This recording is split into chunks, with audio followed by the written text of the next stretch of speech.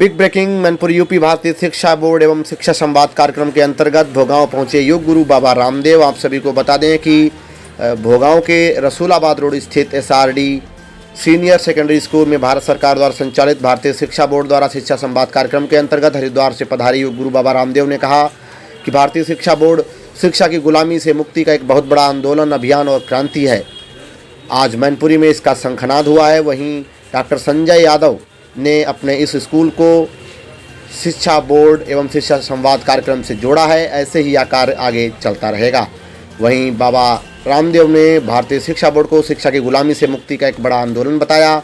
उन्होंने घोषणा की कि यह भारत सरकार द्वारा गठित और पतंजलि द्वारा संचालित दुनिया का सबसे बड़ा सर्वश्रेष्ठ बोर्ड है। इसका लक्ष्य देश को शिक्षा, चिकित्सा, आर्थिक, वैचारिक और सांस्कृतिक गुलामी से मुक्त करना है। उन्होंने बताया कि इसके लिए इस साल हम 1 लाख विद्यालयों को जोड़ेंगे। वहीं बाबा रामदेव ने कहा कि यह यूपी बोर्ड अन्य राज्यों के बोर्ड और यहां तक कि अंतर्राष्ट्रीय बोर्डों के भी समकक्ष है। इस बोर्ड से पढ़ा हुआ बच्चा हिंदुस्तान और दुनिया की किसी भी यूनिवर्सिटी में प्रवेश लेने का अधिकारी होगा। इसकी 200 देशों में मान्यता है। इसलिए यह किसी भी तरह का कोई राजनीतिक या मजहबी एजेंडा नहीं है, बल्कि यह शिक्षा की गुलामी से देश को मुक्ति दिलाने का एक बहुत बड़ा अनुष्ठान है। उन्होंने कहा कि यदि आप अपने बच्चे को भारतीयता की पहचान दिलाना चाहते हैं तो इस विद्यालय में अपना प्रवेश दिलाएं। मुख्य अतिथि पूर्व IAS NP सिंह, चेयरमैन भारतीय शिक्षा बोर्ड, ने भी लोगों को बोर्ड की विशेषता बताई। देखिए पूरी खबर सहयोगी संवाददाता नेत्रपाल श्रीवास्तव के साथ। कार्य भी किया गया। आवाज उठे और कोठारी आयोग से लेकर 20 न्यू एजुकेशन पॉलिसी तक क्यों नहीं, ये सवाल बार बार उठता है। 21वीं सदी में भी उठता रहा और क्रेडिट दी जाए।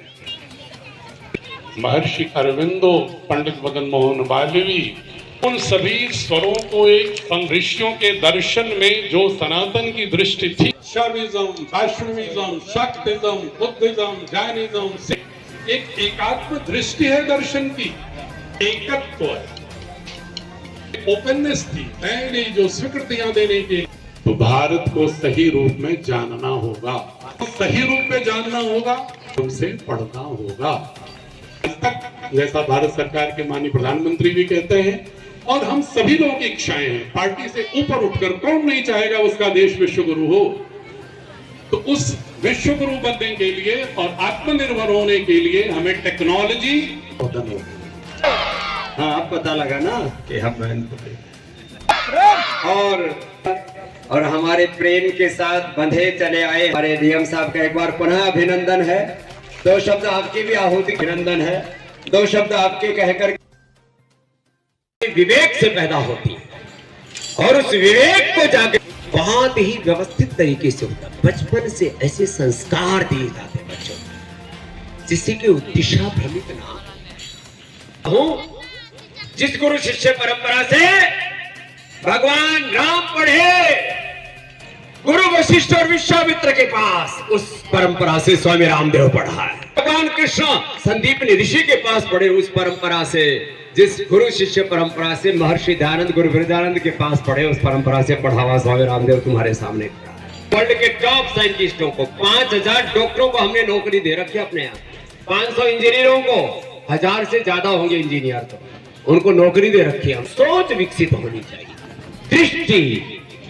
गांव के बड़े बुजुर्ग भी कहते हैं जैसी दृष्टि वैसी सृष्टि।